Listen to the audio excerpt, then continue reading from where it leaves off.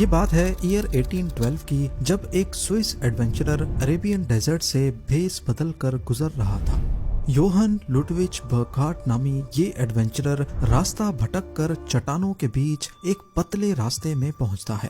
قریب 1.5 کلومیٹر تک دونوں چٹانوں کے بیچ چلتے چلتے آخر کار راستہ تھوڑا چوڑا ہوا اور سامنے اس نے دیکھا لائم اسٹون کے پہاڑ میں بنا ہوا ایک عالی شان اسٹرکچر۔ صدرن جارڈن میں واقع یہ اینشینٹ اسٹرکچر اس ویران ریگستانی وادیوں میں کس نے اور کیوں بنایا تھا؟ 127 فیٹ اونچا یہ اسٹرکچر بنایا نہیں بلکہ پہاڑ پر تراشا گیا تھا۔ آج اسے عربک میں خازنے کہا جاتا ہے، جس کا مطلب ہے ٹریجری، یعنی جہاں پر خزانہ رکھا جاتا ہے۔ شاندار پلرز پہاڑ کے باٹم سے ابھرتے ہیں اور ان کے ٹاپ پر بڑی نزاکت اور خوبصورتی سے تراشے گئے ڈیزائنز نمایاں ہیں۔ ایک بہت بڑی انٹرنس جو ایک کمرے کی اور لے کے جاتی ہے، پر اس کمرے میں کسی قسم کے ڈیزائن نہیں بنائے گئے، صرف پتھر کی نیچرل بیوٹی دیکھی جا سکتی ہے۔ سوئس ایڈونچرر کو یہ منظر کافی حیران کن لگا تو اس نے چٹانوں میں مزید ڈیپ جانے کا فیصلہ کیا۔ شاید وہ اتہاس کے کسی کھوئے ہوئے شہر کو ڈھونڈنے کے کافی قریب تھا۔ آگے اس نے لگ بھگ 6000 لوگوں کے بیٹھنے کے لیے ایک تھیٹر دیکھا، اور یہ بھی پتھر پر تراش کر بنایا گیا تھا۔ ایک پاتھ وے جو بہت بڑے مندر جیسے اسٹرکچر تک جا رہا تھا، کچھ کھنڈرات جو اشارہ دے رہے تھے کہ یہاں کبھی کوئی شہر آباد تھا۔ پہاڑوں کی اونچائیوں پر بھی کئی مانیومنٹس بنے ہوئے دیکھے گئے۔ برکھارٹ ایک ایسے شہر کے کھنڈرات ڈھونڈ چکا تھا جس کی اتہاس میں کافی اہمیت تھی۔ 2000 سال پرانا یہ شہر آج پیٹرا کے نام سے جانا جاتا ہے، پر یہاں جو کوئی بھی بستے تھے وہ اس سوکھے ریگستان میں بنا پانی کے گزارا کیسے کرتے تھے؟ چٹانوں کو تراش کر وہ اسٹرکچرز کیوں بناتے تھے؟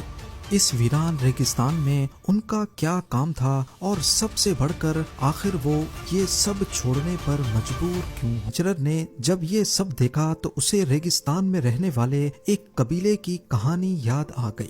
اس نے سن رکھا تھا کہ عربین ڈیزرٹ میں ایک قبیلہ تھا جو چائنا، انڈیا، ایجپٹ اور روم کے بیچ سلک اور مسالوں کی ٹریڈنگ کرتا تھا، اور وہ اپنا خزانہ اونچی چٹانوں میں سوراخ کر کے چھپایا کرتے تھے۔ گریک اور رومن سورسز میں ان لوگوں کا نام نیبیٹینز بتایا گیا ہے۔ یہ کھانا بدوش قبیلے کے طور پہ 2000 سال پہلے مشہور تھے، اور یہ لوگ ریگستان میں ٹینٹس لگا کر رہتے تھے۔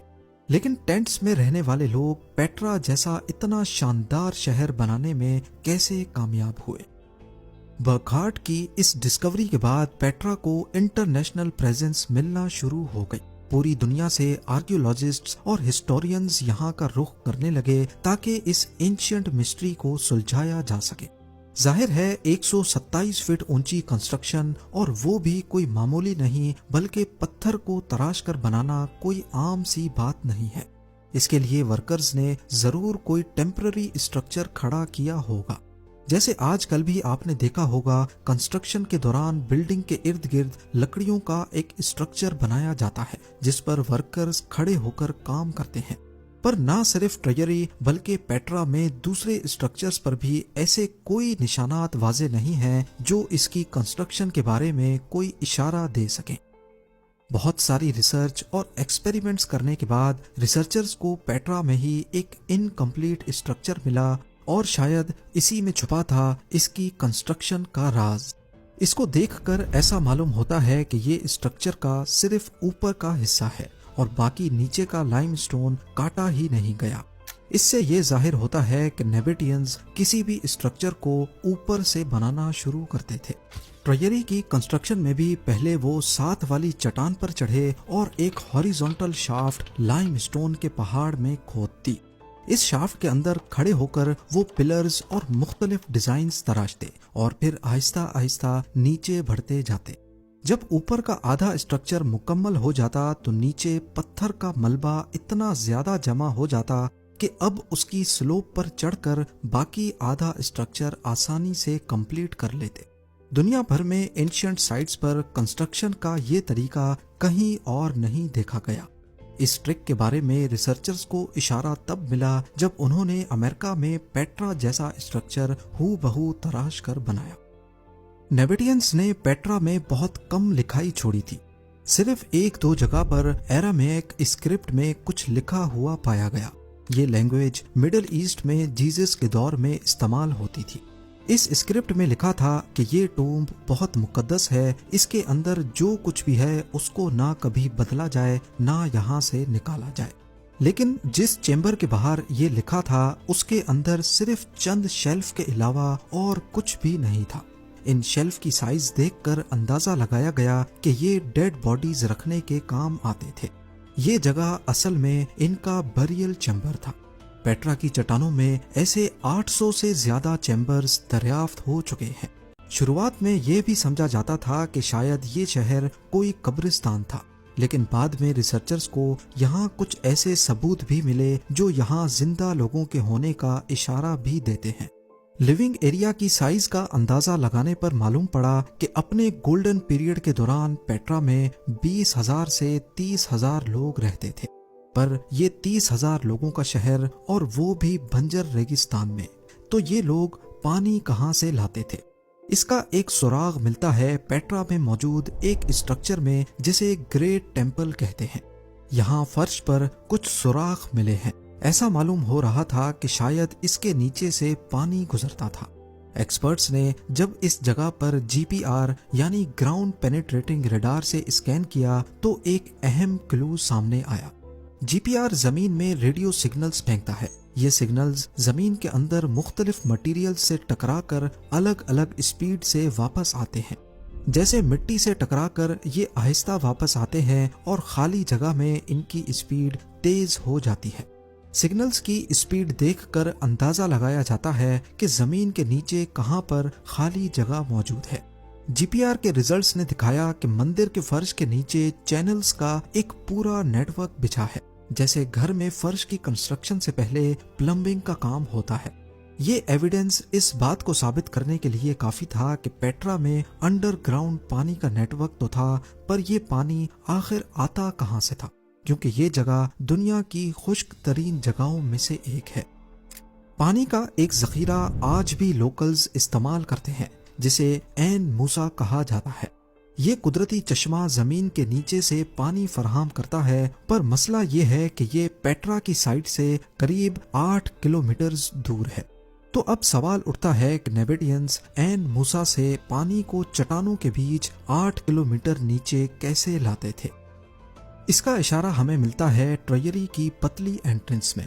यहाँ चट्टानों के बीच पाइपलाइंस के निशानात देखे गए हैं, ऐसी पाइपलाइन जो छोटे छोटे सेक्शंस में जोड़ी गई थी। जब पाइप के इन छोटे छोटे सेक्शंस में से पानी गुजरता होगा तो जरूर लीक भी करता होगा। लेकिन नेबेटियंस के लिए पानी अगर इतना इम्पोर्टेंट था तो वो पानी को जाया कैसे होने देंगे? जब पानी किसी भी पाइपलाइन से गुजरता है तो नेचुरली उसके अंदर एयर पॉकेट्स बनते हैं जो पाइप के अंदर प्रेशर क्रिएट करते हैं और पानी का फ्लो कम हो जाता है। ये प्रेशर पानी की दीवारों को अंदर से पुश करता है, और अगर लाइन में जोड़ होंगे तो उनमें से पानी लीक होगा। हाइड्रो इंजीनियर्स ने कई एक्सपेरिमेंट्स किए और ये बात सामने आई कि अगर पाइप का एंगल 4 डिग्रीज पे झुका होगा तो पाइप में एयर पॉकेट्स नहीं बनेंगे, पानी का फ्लो भी अच्छा होगा और लीकेज भी नहीं होगी। जब एक्सपर्ट्स ने पेट्रा में बिछाई गई पाइपलाइन के एंगल को देखा तो वो हैरत अंगेज तौर पे ठीक 4 डिग्रीज पे ही झुकाए गए थे। यानी नेबेटियंस इस साइंटिफिक प्रिंसिपल के बारे में 2000 साल पहले ही जानते थे, जिन्हें हमने हाल ही में दरियाफ्त किया है। ये सब देखने के बाद एक बात तो क्लियर है कि नेबेटियंस हाइड्रो इंजीनियरिंग के मास्टर थे। पेट्रा में पानी सिर्फ ऐन मूसा से नहीं बल्कि पहाड़ों से आने वाले फ्लैश फ्लड्स से भी सप्लाई होता था। आज भी जब यहाँ फ्लैश फ्लड्स आते हैं तो वो काफी डेडली होते हैं। इनसे बचने के लिए पेट्रा में मुख्तलिफ लोकेशंस पर एंशियंट डैम्स बनाए गए थे। रिसर्चर्स यहाँ करीब 5 एंशियंट डैम्स ढूंढ चुके हैं, जिनमें से कुछ की दीवारें 2000 सालों से आज तक प्रिजर्व्ड हैं। ये डैम्स न सिर्फ पानी स्टोर करने के काम आते थे बल्कि शहर को फ्लड्स की तबाही से भी बचाते थे। पेट्रा के बारे में अभी तक हम ये जान चुके हैं कि यहाँ बसने वाले नेबेटियंस चाइना, इंडिया, इजिप्ट और रोम के बीच ट्रेडिंग करते थे। ان کی پتھروں کو تراش کر اسٹرکچرز بنانے کی اسکلز دنیا میں کہیں اور نہیں دیکھی گئی۔ ریگستان میں ان کے انجینئرز نے پیٹرا کو پانی کیسے فراہم کیا، لیکن ایک مین سوال ابھی تک وہی ہے کہ آخر یہ شہر ویران کیوں ہوا؟ یہاں بسنے والے 30,000 لوگ اپنے شہر کو چھوڑنے پر مجبور کیوں ہوئے؟ اینشنٹ ریکارڈ سے ہمیں یہ پتا چلتا ہے کہ ایئر 363 میں ایک بہت خطرناک ارتھ کوئک آیا تھا، اور پیٹرا میں ایسے ٹوٹے ہوئے اسٹرکچرز کا ملبہ بھی موجود ہے جو صرف ارتھ کوئک کا کام ہی لگتا ہے۔ شاید اس ارتھ کوئک کی وجہ سے پیٹرا کے کئی اسٹرکچرز گر گئے اور ڈیمز ٹوٹ گئے۔ اس کے بعد وہی پانی جو شہر کی جان تھا ان کی جان لے ڈوبا۔ فلیش فلڈز پورے شہر کو بہا کر لے گئے اور بچے کچے انفراسٹرکچر جو نیبیٹینز نے کئی 100 سالوں میں بنائے تھے کھنڈرات میں بدل گئے۔ اب نہ تو یہاں پانی بچا تھا اور نہ ہی کوئی سسٹم۔ ٹریڈرز نے اپنے راستے بدل لیے اور شہر کے لوگ آہستہ آہستہ دوسرے شہروں میں چلے گئے۔ پیٹرا کو یونیسکو ورلڈ ہیریٹیج سائٹ کا درجہ 1985 میں ملا، اور اگر آپ نے Indiana Jones and the last crusade دیکھی ہو تو اس میں جو ہولی گریل کا ٹیمپل ہے وہ اصل میں پیٹرا کا الخازنے ہی ہے۔ امید ہے زیم ٹی وی کی یہ ویڈیو بھی آپ لوگ بھرپور لائک اور شیئر کریں گے۔ آپ لوگوں کے پیار بھرے کامنٹس کا بے حد شکریہ۔ ملتے ہیں اگلی شاندار ویڈیو میں۔